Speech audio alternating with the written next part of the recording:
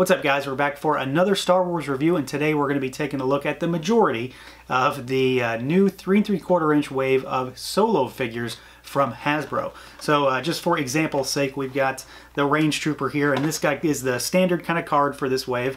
You can see that we've got some artwork on the front. We've got the Star Wars logo in the yellow lettering, which is the Solo theme. And then we've got our figure on the bubble. We've got a huge ad for Force Link 2.0, and then the back is basically nothing but an ad and instructions for how to use the Force Link as well. I don't buy into the Force Link thing. I don't have it still. I don't want to pay retail for it. But we've got a handful of figures. We've got 5 or 6 to look at, so they all come on this same kind of card. I've gone on record as saying I do not like this card. It's the same kind that came with The Last Jedi. I just think it's really flimsy. It's boring. It's nothing but an ad and warnings. So that doesn't really do it for me. It doesn't make me want to keep it. Let's put it that way. So we're going to rip these guys out and take a closer look. Alright guys, so here they are out of the package, and these are the figures that I personally have. This is not the entire wave. There are a couple repacks, like the old Jedi Luke or the K2SO figure. They are just repacks. They don't have anything new, but they do say different things in the Force Link, and since I don't do that, I figure there's no point in buying them, especially since I wasn't going to leave them carded anyway. So what we have to look at here in particular is we've got Maz, which is obviously not a Solo character, but she is new in this form. We have got Qi'ra, we've got the Range Trooper, the Mimban Trooper, and then we've got Chewbacca. So we're just going to go through them one by one, not necessarily in this order, and then I'll give my thoughts on the full wave. Alright, so here's CHEWIE, and this is a figure that I honestly didn't really care about getting, but he's actually pretty decent for a 3 3/4 inch figure. It's mostly because this doesn't look like, you know, the quintessential Chewbacca. He's different. Obviously looks mostly the same, but we don't have a bowcaster. We have a bandolier with 2 straps on it, which is, you know, kind of weird, but I like it. It does look pretty cool. I was curious if this was actually going to be just mostly reuse from the Last Jedi wave of figures, and it's not. It appears to be, at least in some fashion, entirely new, or a hodgepodge of other figures, because when I put them side by side, I can't really see anything that's similar. And the chest piece on this is actually sculpted so that the Y aspect of the bandolier sits on his chest. It's kind of recessed. You can see in there, there's kind of matted fur, I guess is the best way to describe it. They've matted down his fur so that the bandolier will sit in a specific way and it doesn't really wobble or move. So as far as this figure goes, though, he's standard 5 POA. Got swiveling arms and legs. So they have full range of motion. The head is the 5th P of POA, and doesn't have much articulation. It's a point of articulation, but it doesn't really move a whole lot. Mostly because of how it's sculpted. Obviously, he's got the hair that goes down his chest and his back, and the bandolier is going to get in the way. Nothing that I wasn't expecting, having experience with other Chewbaccas in the past and recently. But I do think this is a pretty decent design for him. He has solid paint apps. I like the blending of the colors from light to dark. I think it's done pretty well. The bandolier is nice, and the little the shells for the shotgun are nicely sculpted, and they stand out really well with that metallic paint. And I do like this new gun. I've said previously in one of my rant videos, probably, where I had no interest in this particular Chewbacca in terms of 6-inch scale. I just don't think I need him. But this works pretty well. I'm okay to get this Chewbacca at this price point in this scale, and I do like his weapon. Like, I don't really think I need a Chewbacca just because he has a different bandolier, but I do like the gun.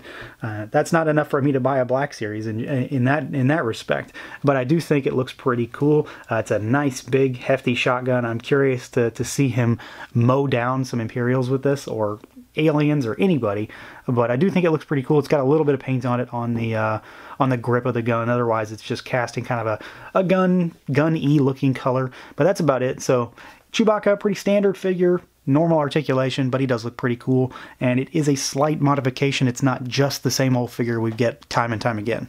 Now, my most anticipated figure in general for this stuff has been the Range Trooper, and I think that holds up for this wave as well of the 3 3/4 inch figures. This guy is, again, a pretty standard 5 POA figure. Arms can move, but they're going to get hindered by that fur collar. We've got a swiveling head. He does have a little up and down because it's a ball, but it doesn't, you know, that collar is going to do the same thing to the head as it does to the arms. And we do have legs that can swivel, but everything kind of gets in the way there as well. The skirt piece, the cod piece kind of gets in the way. But overall, it's okay. You're not going to be able to put him into tremendously dynamic poses, but I do think he looks pretty sweet for a 3 3/4 inch figure. He's got some solid paint apps here and there, not tons. He's mostly cast in the colors you see here, the beige off-white, the whites, and then the interesting gray color that's down here on the boots, because the Black Series isn't this color. It's definitely not gray like this, and while I don't think it's a problem, it's kind of odd to see such a difference, and there is kind of a dry brushing on them as well. So yeah, I mean, he's a pretty good figure. I think I have 3 of these now, so that tells you something in general, that I do like the design and I like the figure. It's not the most mobile. You're not going to get it in any real dynamic poses, but I think they did a really good job sculpting the jacket, sculpting the fur collar, sculpting those boots, and then of course he does come with a blaster as well, which he can hold in either hand, but again, you're not really going to get him to do too much crazy stuff without making him look kind of weird with that fur collar. But at the end of the day, I'll probably just have him stand around like this until he goes in a box somewhere. Definitely my least anticipated figure of this wave is Qi'ra. I've said before that I just think she is a very uninspired and boring looking character, especially in this instance in terms of clothing. I think she looks like she jumped out of Blade Runner. You know, I've seen plenty of theories online that make it seem like she could be something far more interesting come movie time, but as far as a toy goes, it's very, very hard to sell me on this character. I just think she's just a woman in clothing, and that's about it. There's nothing dynamic about her. There's nothing exciting about her. You know, her character may absolutely be great in the movie, but as far as a toy goes, I think this is very uninspired and boring. Obviously, she's a main character, so we had to get a figure out of her, and I can understand it. I just don't think there's anything here. There's not much substance to this toy. She is a female figure. She is wearing clothes, and she has a gun. That's about it. She does have a little added articulation in that she has forearm swivel, but the rest is pretty standard: leg swivel, arm swivel. Although I said those backwards. And we've got a rotating and ball-jointed head. So she does have movement on the head, up and down pretty far, and side to side, because there's nothing to get in the way, which is good. Paint apps are pretty decent. She's got kind of that snow look going on, which we've had way too many figures in Star Wars line recently with snow accents on them. It kind of bugs me. And then her face is okay. It kind of looks like Emilia Clarke, but it's a little off. There's something about the eyes that are slightly askew, and I've seen that on a handful of other figures I've still seen on pegs. So it could just be the thing with this figure, or maybe it's a batch of figures, or maybe it's my figure. Otherwise, like I said, it's a fine figure in terms of function, but I think it's very uninspired as far as a toy goes, or for play value, really. Now, for the other female figure in this wave, we've got Maz Kanata, and this one is obviously the odd man or odd woman out, because she doesn't appear in Solo, at least as far as we know yet. I'd be very surprised. This is just a new instance of Maz being put into this wave, but she's not the same figure that we got because she has the jetpack on. So this is her last Jedi appearance where she's, you know, in that hologram message. So she's got her blaster from that scene, and then we've also got the jetpack, which doesn't appear to be removable, although it seems like it's kind of glued into a peg hole on her back. I think it's sculpted pretty well. It has no paint on it, though, which is kind of unfortunate. You know, it looks very spacey, so it's okay. I'm not too blown away by it, but I also like Maz in general. I think she's got a funny, cool design. I said it before, I think she reminds me of Cotton Hill from King of the Hill. She looks like Hank Hill's dad. But I think she's sculpted pretty well. Honestly, she's probably one of the better sculpted figures in this wave. We've got the beads on her necklace. We've got the bangles all down her arms. We've got like the grandma socks sculpted on. And then the goggles are movable, but they're not articulated. They're kind of soft plastic, so you can kind of move them around a bit, see her eyeballs in there, but they aren't meant to swivel or anything like that, which I think is kind of a bummer, but I can understand why at this scale it's not going to happen.